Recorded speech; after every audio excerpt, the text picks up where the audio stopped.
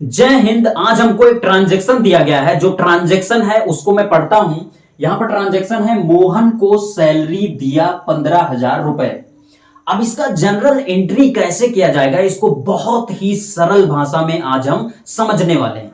दोस्तों, journal entry करने का जो सबसे पहला स्टेप होता है, इसमें आपको यह डिफाइन करना होता है कि किन दो अकाउंट को हमें इस ट्रांजैक्शन में ओपन करना है। तो इसको कैसे डिफाइन किया जाएगा, इसको मैं आपको बताता हूं।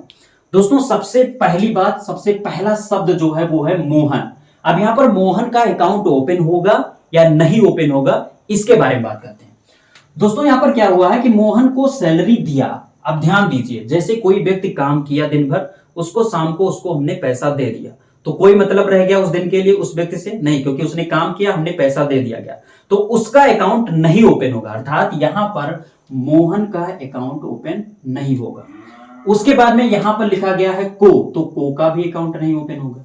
अब यहां पर लिखा गया है सैलरी, यानी कि कोई पैसा आपने अपने बिजनेस में से पैसे किसी को दिए, तो किस माध्यम से दिए, क्यों दिए, तो सैलरी के माध्यम से दिया। अर्थात यहां पर सैलरी का जो अकाउंट है वो ओपन होगा। तो एक मिल गया, यानी कि एक खाता सैलरी का ओपन हो जाएगा।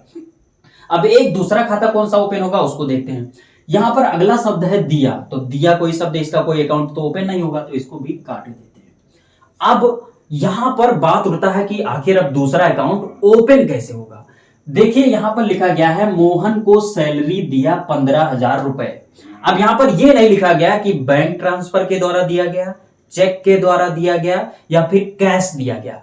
तो ये सब सारी चीजें अगर नहीं दी जाती हैं तो आप उसको कैश मान लेंगे। अर्थात आप ये मान लेंगे कि उसको नगद दिया गया। अर्थात यहां पर आपने 15,000 रुपए क्या किए हैं, कैश उसको दिए हैं, कैश के माध्यम से सैलरी दिए हैं मोहन को।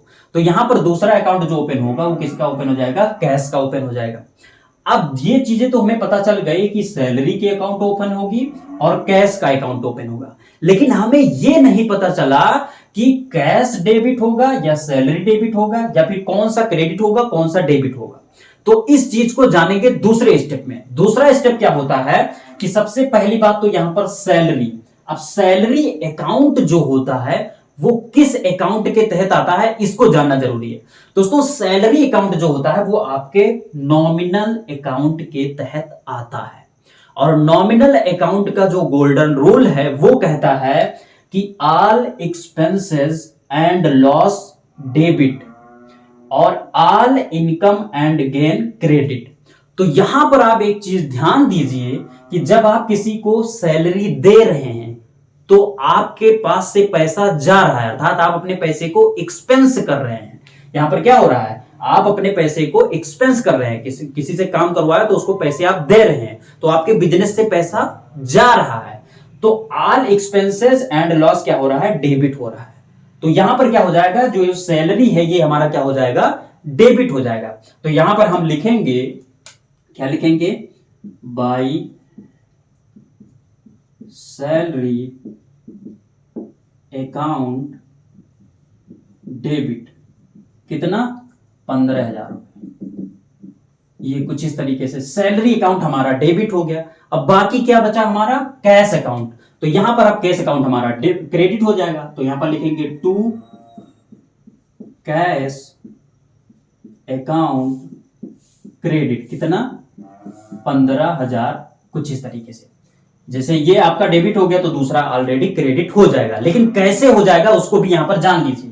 दोस्तों, यहां पर टू कैश अकाउंट क्रेडिट कैसे हुआ। कैश यानी कि कैश क्या है, संपत्ति है, और संपत्ति जो होती है, संपत्ति से संबंधित जो अकाउंट होते हैं वो रियल अकाउंट के तहत खुलते हैं। और रियल अकाउंट का गोल्डन रूल कहता है comes in debit goes out credit, यानी कि अगर आपके पास संपत्ति आ रही है तो आप डेबिट करेंगे, और अगर आपके पास से संपत्ति जा रही है तो आप क्रेडिट करेंगे। तो जब आप किसी को सैलरी देंगे तो आपके पास से कैश जाएगा, कि जैसे आप किसी को सैलरी देंगे तो आप नगद उसको दे रहे हैं, यानी कि कैश आपके पास से जा रहा है। तो यहां पर क्या हो रहा है, गोज आउट हो रहा है, अर्थात ये क्रेडिट हो जाएगा, और इसी कारण से ये क्रेडिट हो गया। तो इस तरीके से आपका इस ट्रांजैक्शन का जर्नल एंट्री होगा। आई होप कि ये वीडियो आप सभी को अच्छी लगी होगी। अगर वीडियो अच्छी लगी तो वीडियो को लाइक कीजिए। मिलेंगे किसी नई वीडियो में, तब तक के लिए जय हिंद।